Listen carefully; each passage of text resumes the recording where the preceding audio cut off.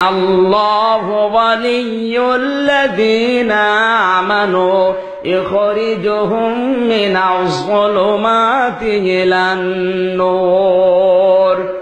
সূরা বাকারা 3 নম্বর পারা 2 নম্বর পৃষ্ঠার প্রথম নম্বর লাইনে 267 নম্বর আয়াতের প্রথম অংশে আছে 56-57 নম্বর আয়াত। আল্লাহ পাক বলেন, ঈমান যারা এনেছে আমি আল্লাহ নিজেই তাদের বন্ধু হয়ে গেছি।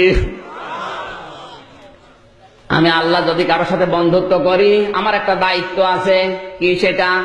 ইখরিজুহুম মিনাজ যুলুমাতি ইলান নূর, এই মানুষগুলোকে আমি অন্ধকারের রাস্তা থেকে বের করে আলোর দিকে নিয়ে আসি।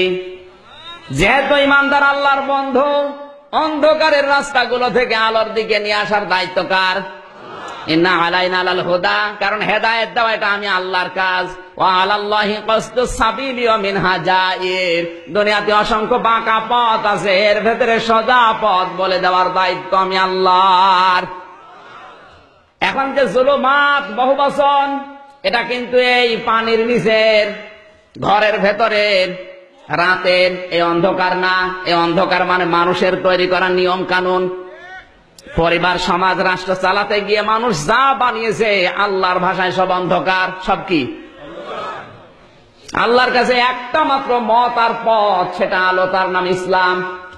আপনি যদি আল্লাহর বন্ধু থাকতে চান, মানুষের তৈরি করা নিয়ম নীতি দিয়ে পরিবার সমাজ রাষ্ট্র চালানো বাদ দিয়ে আল্লাহর ইসলামের দিকে আসা লাগবে, তাহলে বন্ধু থাকা যাবে। এখন আপনি আল্লাহর বন্ধু আছেন কিনা নিজের সাথে মিলান, কি নাম ধরা লাগবে? জোর করার বিষয় না, জোর করে সব কাজ হয় না।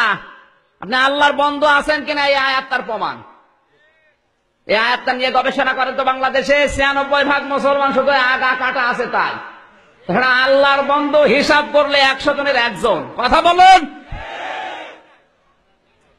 অধিকাংশ মানুষের সেন্স আছে ওইদিকে। ওয়াল্লাযীনা কাফারু আউলিয়াউহুমুত তাগুত, যারা কাফের এদের বন্ধু হচ্ছে তাগুত। ইখরিজুনাহুম মিনান নূরি ইলা যুলুমাত, এই ইসলাম থেকে ডাক দিয়ে আলোর দিকে থেকে অন্ধকারের দিকে নিয়ে যাবে। আগেই বলেছে অন্ধকার মানুষের তৈরি করা নিয়ম কানুন, এর চাইতে আর নাম ধরে বলার কিছু নেই।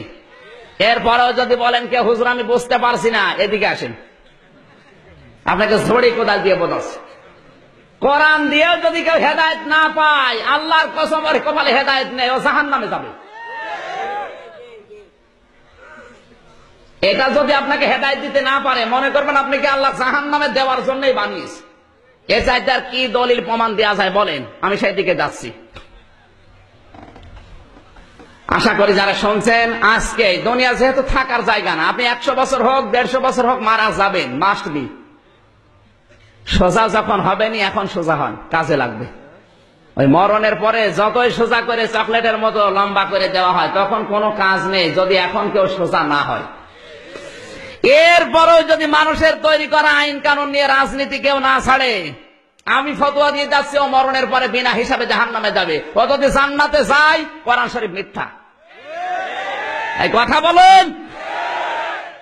বুখারী শরীফ লেখার আগে ইমাম বুখারী একটা কিতাব লিখেছেন আল আদাবুল মুফরাদ।